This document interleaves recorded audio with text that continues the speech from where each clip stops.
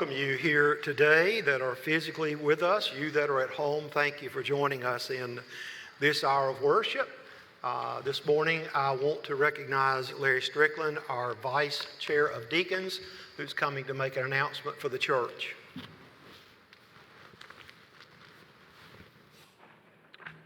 Good morning. If you're like me, you've been wondering what's the future of Temple Baptist Church? What does God have in mind for our church? You look around, you see the congregations shrinking, but our facility is being used to capacity. So what is God's will for what's going to happen here at Temple Baptist Church? Well, on Saturday, April 23rd, you're going to have the opportunity to come together and seek God's guidance through a discernment process. The deacons unanimously asked that Doug Murray come and lead us through that process. Doug is very gifted when it comes to discernment. In fact, he led the deacons in a discernment process last year. And for me, it was a very emotional time. It was a time where you feel the presence of God. You're there with other church members, and you can really see God working. It's almost like a worship experience where you're in prayer, you're sharing, you're listening, you're learning. So this is a very, very important time in the life of our church. So mark your calendars, April 23rd. We're going to have it here at the church, but if you don't feel comfortable being here, then you can join through a conference call right from the comfort of your living room. So we want everyone to be involved in this. So again, mark your calendars, April 23rd. There'll be more information coming to you in the next few weeks. But from now till then, one thing you can do is to pray and seek God's guidance. Thanks.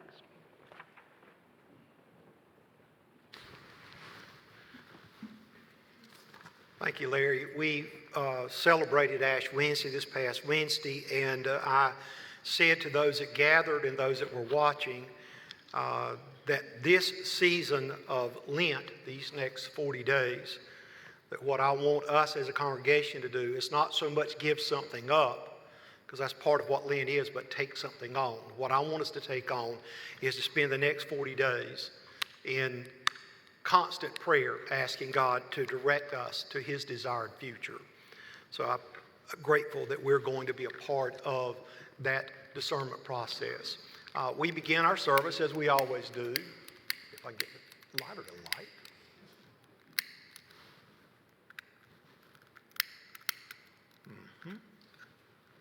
Some days you can't win for losing. There you go. We light the Christ candle.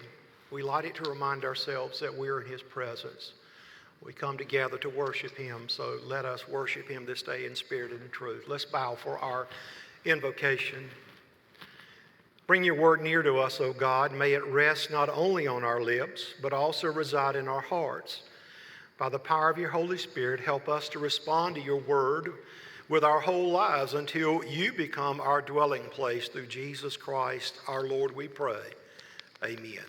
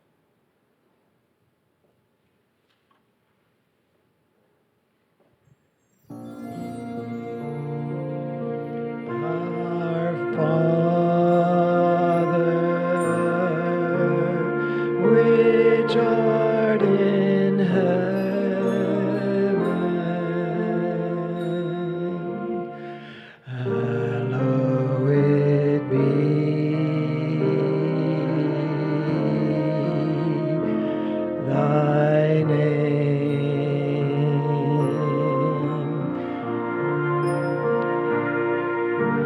Thy kingdom come, thy will be done on earth as it is in heaven.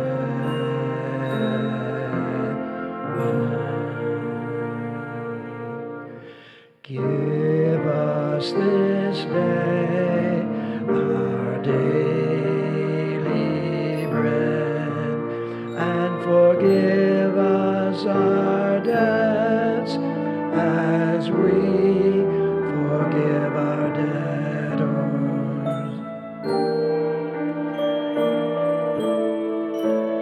And lead us not into temptation, but deliver us from evil. For thine is the kingdom, and the power, and the glory forever.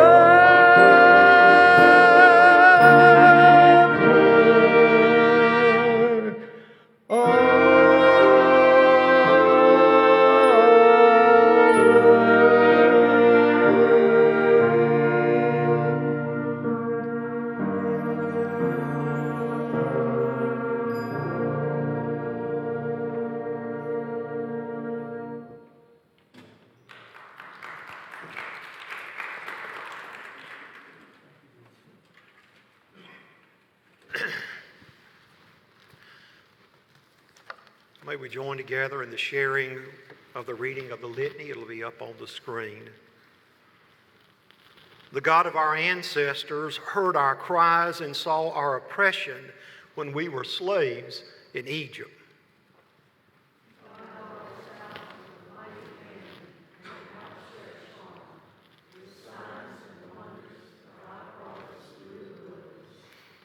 The Lord, our shelter, our refuge, our dwelling place, says,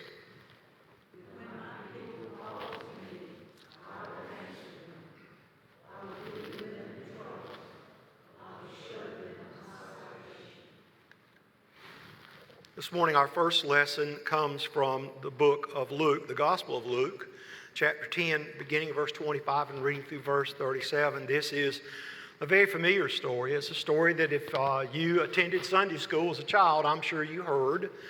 It is the story of the Good Samaritan. It's the occasion of the story, though, that I want to focus on today in our sermon. So again, we're reading from Luke's Gospel, chapter 10, beginning verse 25 and reading through verse 37. May we hear God's word. Just then a lawyer stood up to test Jesus. "Teacher," he said, "what must I do to inherit eternal life?" He said to him, "What is written in the law? What do you read there?" He answered, "You shall love the Lord your God with all your heart, with all your soul, and with all your strength, and with all your mind, and your neighbor as yourself." And he said to him, "You've given the right answer. Do this, and you will live." But wanting to justify himself, he asked Jesus, "And who is my neighbor?" Jesus replied, "A man was going down from Jerusalem to Jericho and fell into the hands of robbers who stripped him, beat him, and went away, leaving him half dead. Now by chance a priest was going down that road, and when he saw him, he passed on the other side. So likewise, a Levite, when he came to the place and saw him, passed by the other side. But a Samaritan, while traveling, came near him, and when he saw him, he was moved with pity. He went to him and bandaged his wounds, having poured oil and wine on them. Then he took him on his own animal, brought him to an inn, and took care of him. The next day he took out 2 denarii and gave them to the innkeeper and said, "Take care of him, and and when I come back, I will repay you whatever more you spent." Which of these 3 do you think was a neighbor to the man who fell in the hands of the robber? He said, "The one who showed him mercy." Jesus said to him, "Go and do likewise." May God add the blessing to the reading of his word for us this day. This is the first Sunday in Lent, and we are on the journey with Jesus, following him until he gets to the cross and then the grave and then to Easter. In his devotional of Lenten thoughts, Walter Brueggemann tells us that Lent is a gift, but it's also a question, and it's also a summons. He lists 3 questions that I feel we need to think about today. Here are the questions that he gives. What are we doing? Are we working for that which does not satisfy? Are we spending for that which is not bread? As I give us a few moments of silence, let us consider these questions, and then I will lead us in our prayer. Let's pray together.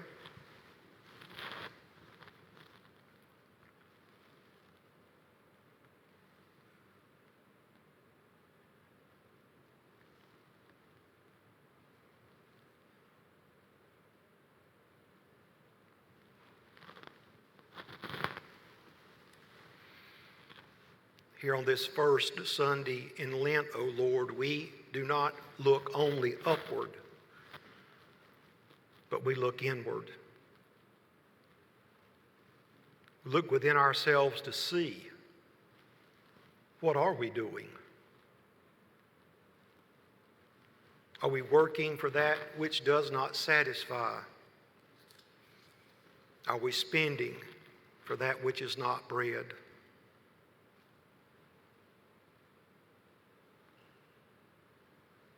Teach us that if we are working for those things that will not satisfy and spending for that which is not bread, we will not find the gifts that are needed for us. The season of Lent is full of gifts that are free to us that we can acquire. They're gifts of the gospel that sustains us. Gifts of free wine and milk, free water and bread. But to receive these free gifts, we must turn. We must turn from those things that we know do not satisfy. And in our turning, we must learn that the good gifts that make life important for us are found only in you. So transform us, heal us, disrupt our lives with your invitation to stop what we're doing and start following you anew. May we put down our desires of greed and anxiety and follow you in the work of compassion and generosity. For this we ask in your name. Amen. Let us sing together our hymn today. It is great is thy faithfulness.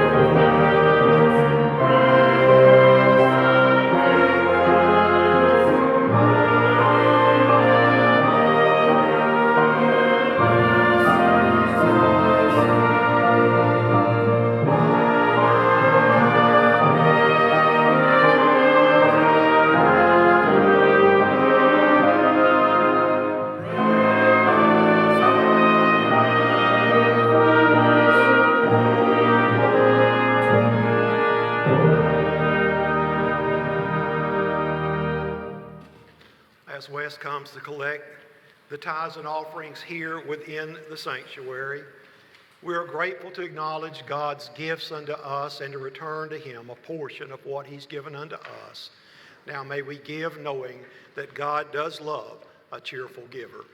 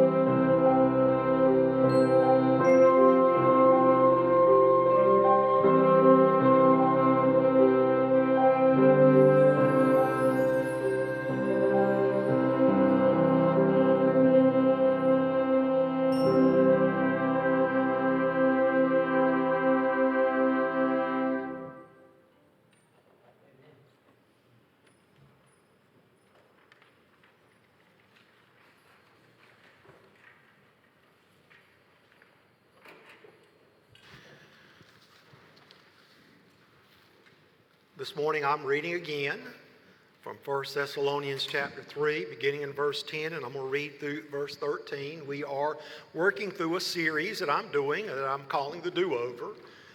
We're going to talk today about the do-over in love. So let's read what Paul has to say to the church at Thessalonica. These verses, again, it is from 1 Thessalonians chapter 3, beginning verse 10 and reading through verse 13. May we hear God's word for us today. Night and day we pray most earnestly that we may see you face to face and restore whatever is lacking in your faith. Now may our God and Father Himself and our Lord Jesus direct our way to you, and may the Lord make you increase and abound in love for one another and for all, just as we abound in love for you. And may He so strengthen your hearts in holiness that you may be blameless before our God and the Father at the coming of our Lord Jesus Christ with all the saints. May God add blessing to the reading of his word. Let's bow together and pray. May the words of my mouth and the meditations of my heart be acceptable to you, my strength and my Redeemer. Again, I come to stand behind this sacred desk, not to do my work, but your work. Not to do my will, but your will. Not to say my word, but your word. So let your word come from me to these that have gathered here. For this I ask in Jesus' name. Amen.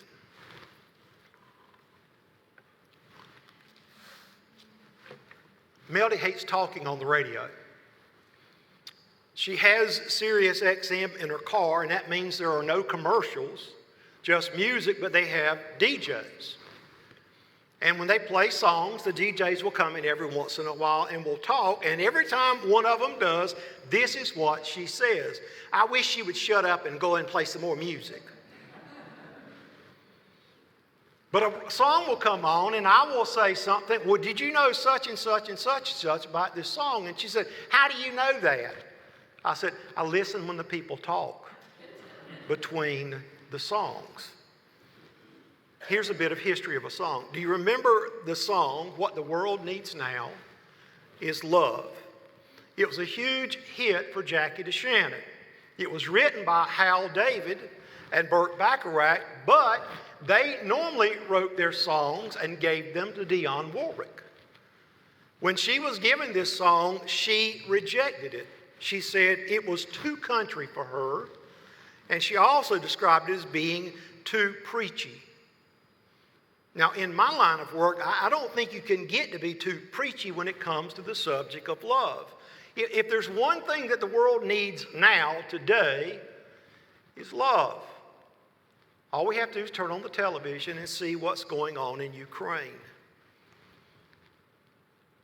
I've been talking about the new normal that we're going through and the opportunity that is presenting to us to do a do-over. I said that the do-over is a new thing that God is doing in our midst. And the thing requires of us greater faith than what we have now, because as Paul says in this text, he says that there are gaps in the faith of the Thessalonican people, and I think there's gaps in our faith as well. And I've said that there's a threefold process that we have to go through to begin the process of filling in those gaps. There's prayer, love, and endurance.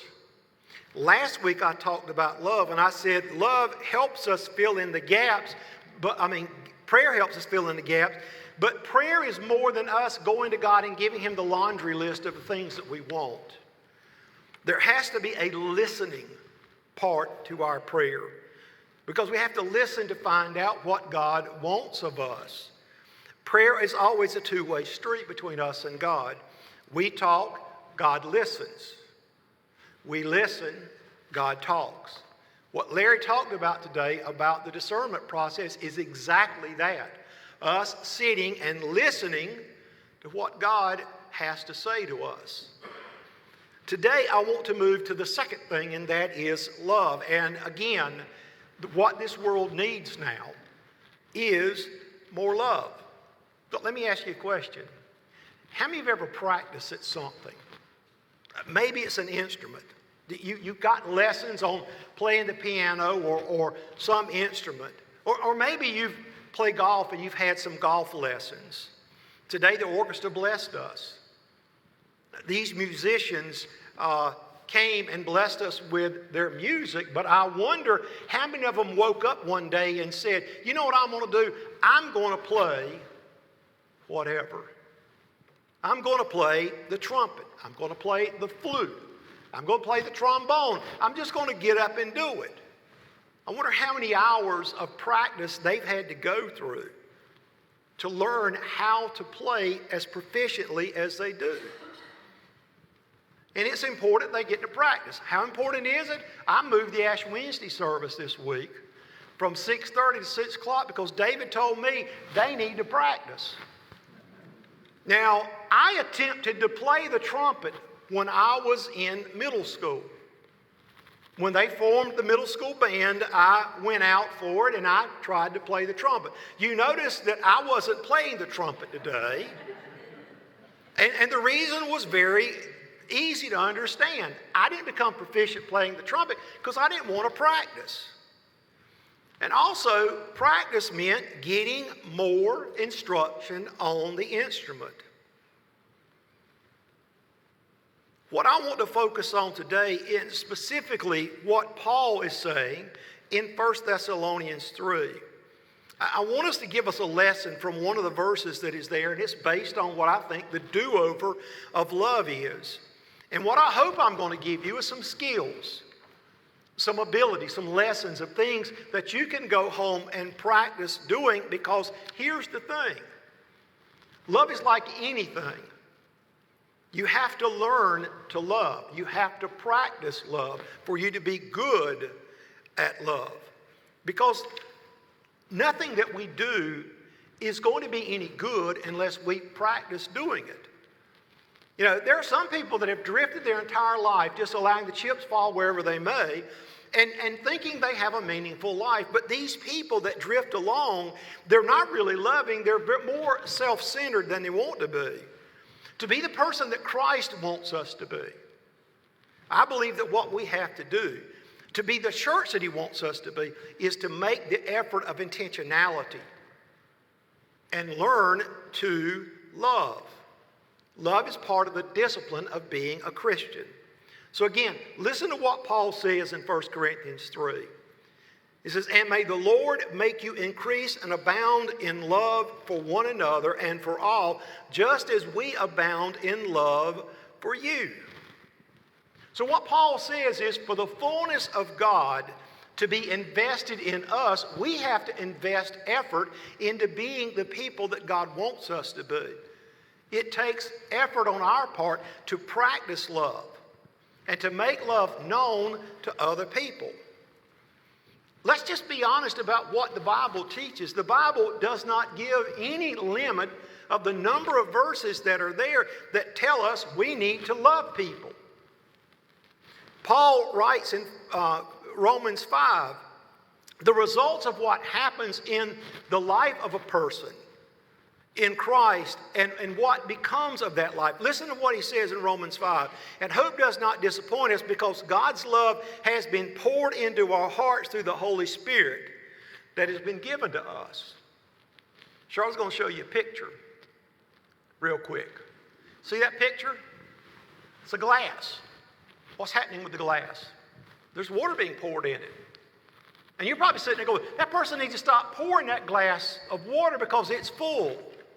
That to me is symbolic of what this love that Paul talks about in Romans 5 that's being poured into us should be. We're not supposed to get the love of God into us to this, at the very brim of us. It should pour out of us into the lives of other people. The love that we get in Christ never fills us up to the point that it doesn't go outward from us into other people's lives. And so what we do is we take the love that we receive, as the glass does, and we share it out with other people. You know, Paul says that we need to abound in love for one another. So love demands of us a stretching, a moving out of our normal comfort zone.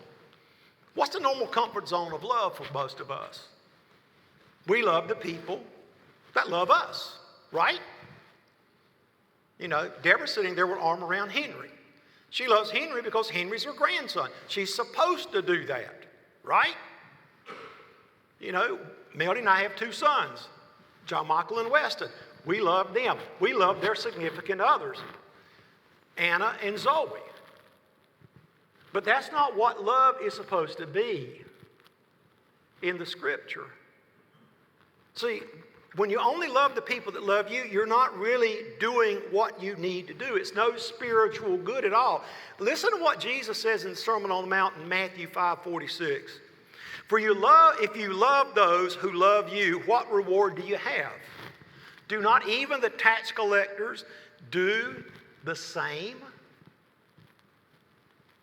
Which brings me to the text that I read from Luke. You may not know this, but that text is about love. It's a text Jesus uses to teach about love.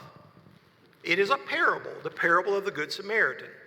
So what do we see in the context of the story? Well, the person that was probably one of the most devout people of that day, a Michael Jordan of spirituality, a theologian. It says lawyer, but you might as well read it as a theologian. The theologian comes to Jesus, and he wants to kind of run a game on him. So he comes to Jesus, this is what he says. He says, "Teacher, what must I do to inherit eternal life?" Now, you may not realize this, but that's a hook with bait on it. Because he's trying to get Jesus to say something that he shouldn't say. So, Jesus is smarter than he is. And so, Jesus says to him in response, "You're the expert. You tell me what you think a person must do." So this is what he responds back to Jesus. He says, "You shall love the Lord your God with all your heart, with all your soul, with all your strength, with all your mind, and your neighbor as yourself." Now notice, he asked the question, "What must I do to have eternal life?" Jesus says, "You're the expert. You tell me." And so what does he do? He rattles off exactly what he's supposed to do. And Jesus says, "You made an A. You have passed the test. Do this and you will live."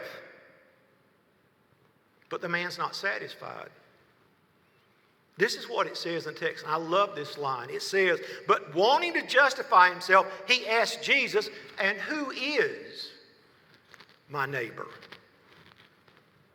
Do you know what he's saying? This is what he's saying. I got the God piece down good. You know, I love the Lord. I love me some God. Okay?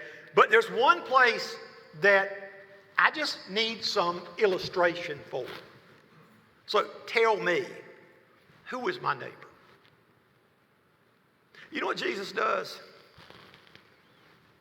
We don't see it this way because we've heard it so many times. He tells one of the most outlandish stories you would ever hear. This is what he said. A man is traveling on a journey from Jerusalem to Jericho. That's a well-traveled road. 18 miles from one point to the other. But that particular road was well known for one thing, and that is this: the fact that people were always robbed on that road. Now again, the theologian knows this. So Jesus is telling a story. He's automatically going, "Well, I know where this story is going. This guy's going to get robbed." Yes, he does get robbed. He gets beaten up, beaten almost to the point of death. He gets everything that he has taken, and he gets stripped naked, and he's left in the middle of the road to die. And I can hear the theologian's head inside of him going, you know, that's exactly what should have happened to him. Him going down there by himself. He was asking for trouble. But Jesus goes on. He says that a priest comes down the road. This is what he said. He said, the preacher comes down the road and sees a man lying in the road, and he moves to the other side of the road to avoid him and keeps on going. Then a Levite, okay, I'm going to throw you guys under the bus, so get ready. A deacon comes by and sees the man lying in the middle of the road, and he moves to the other side. Now, in this theologian's thought process, this is what's going on. Okay, a priest, the preacher, the Levite, the deacon, they both come, they see the man, they don't do anything. Here's what gets even more outlandish. Jesus says that a Samaritan businessman comes along. And he does not move to the other side of the road. He stops and gets down from his animal. He goes and he binds up the wounds of this man. He places him on the donkey and carries him to an inn. And all through the night, he tends to his needs. The next morning, he gets up and he goes to the innkeeper and he says, here's 2 days worth of wages. Because that's what 2 denarii was. Here's 2 days worth of wages. You take care of it. And when I come back, if I owe you more money, I will pay you. At the end of the story, Jesus looks at this theologian and says, who did the right thing in the story? Now, it doesn't say this in the text, but this is what my imagination says. That guy's sitting there stewing. Because here's the thing. The person that did the right thing was the wrong person to do the right thing. So he's sitting there stewing for a few minutes. And in my mind, his face is getting red. And he finally looks at Jesus and said, the Samaritan businessman. I can hear the pain in his voice when he says that. And then Jesus says to this learned man of Scripture, you go and do likewise. This is what Jesus is saying, and this is the lesson piece for us. This is what Jesus is saying in this story. He's saying to this man, you got to stop playing your theological head games with people. You've got to stop thinking that the Scripture is a book of trivia, that who knows the most about it makes them the most important person to God. You need to go out and find the people that are needy, just like the Samaritan did, and love them where you find them. Paul said, I want you to excel, increase in love. This is what he's saying about the do-over for them, and I think he's also saying the same thing to us about the do-over in our lives. What Jesus and Paul both are saying is that for us to become what God wants us to be, for us to live into God's desired future, we've got to stop worrying about what it is we want and start worrying about what it is that those people around us that we are to love truly want.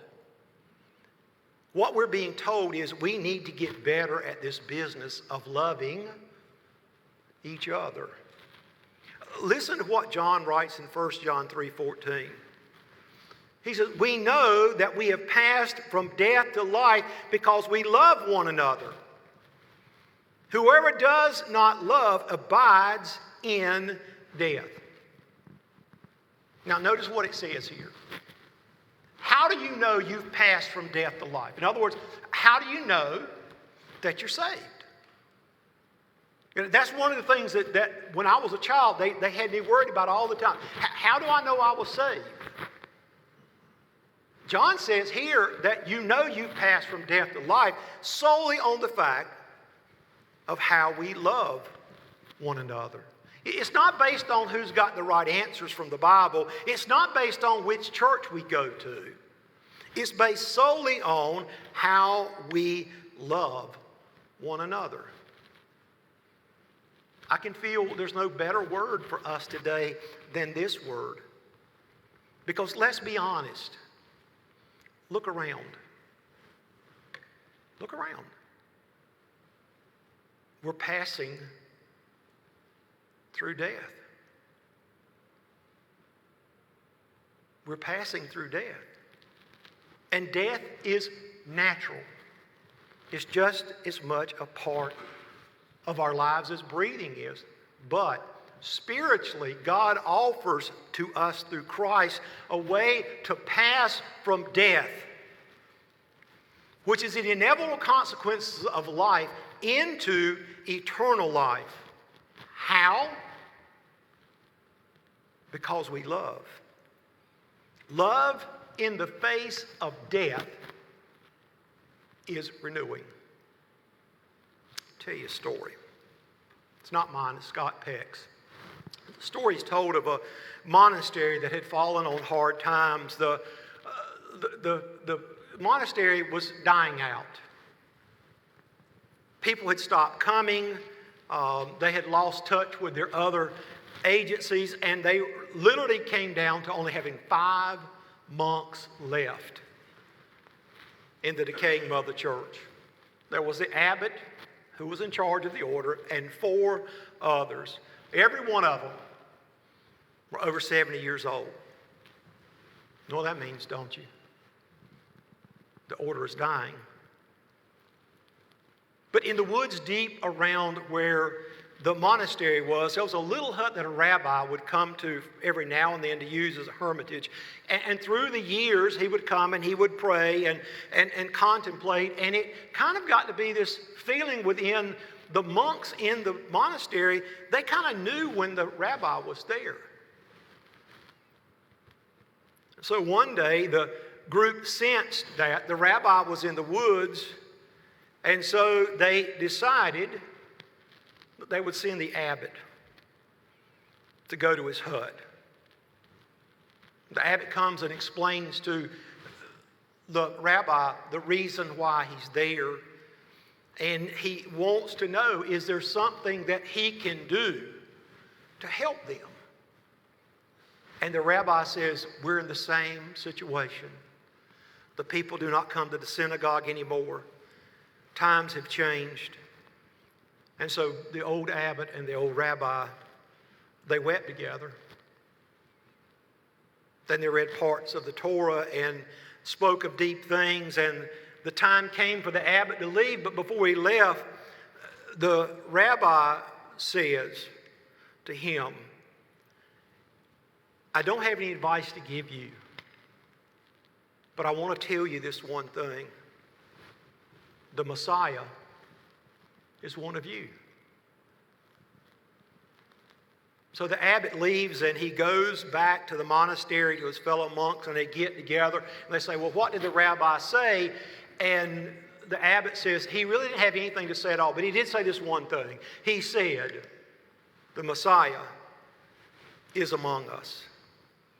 The days and weeks that followed, the old monks pondered this statement and wondered whether there was a possibility that one of the monks actually was the Messiah. So they started thinking, could it be the abbot?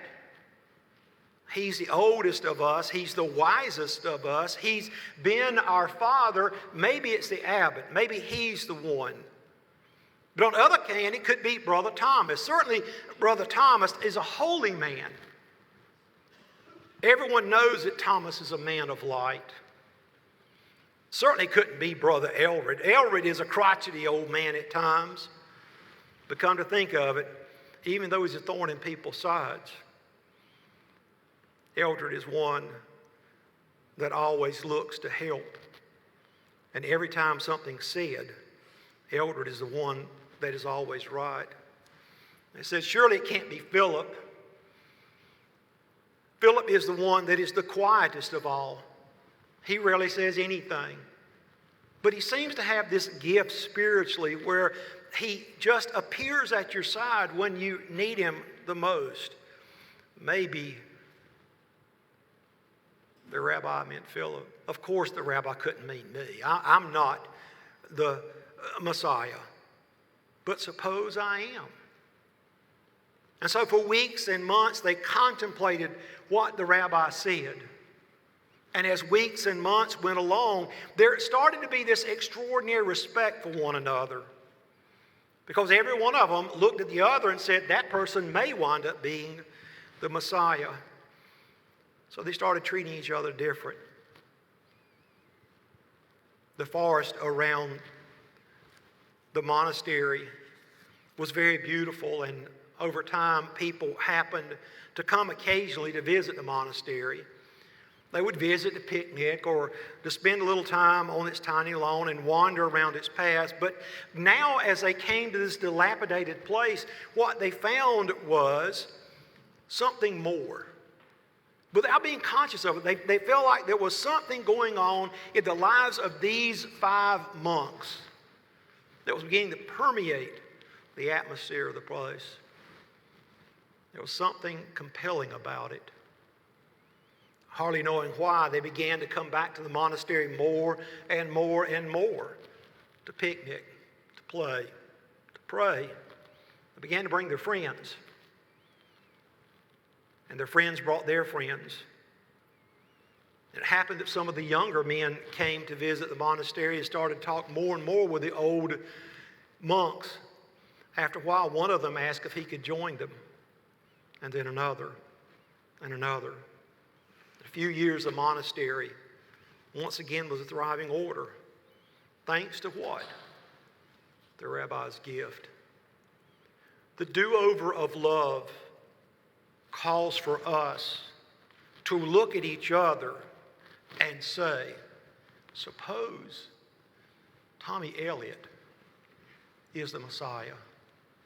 Suppose Cindy Beaver is the Messiah. Suppose Billy Evans is the Messiah. And we treat each other with love and respect.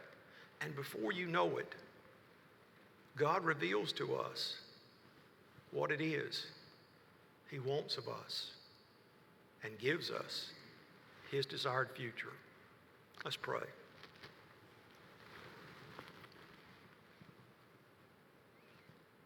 We live in a culture, Lord, that tells us that what we want is more important than anything else in the world. That our desire is the desire we should go after. We bring that to church and we think that because we have this feeling inside of us, that makes our feeling the dominant feeling. But what we learned in these stories that we've told today, it is the ones that get out of their own way to love that truly do your will.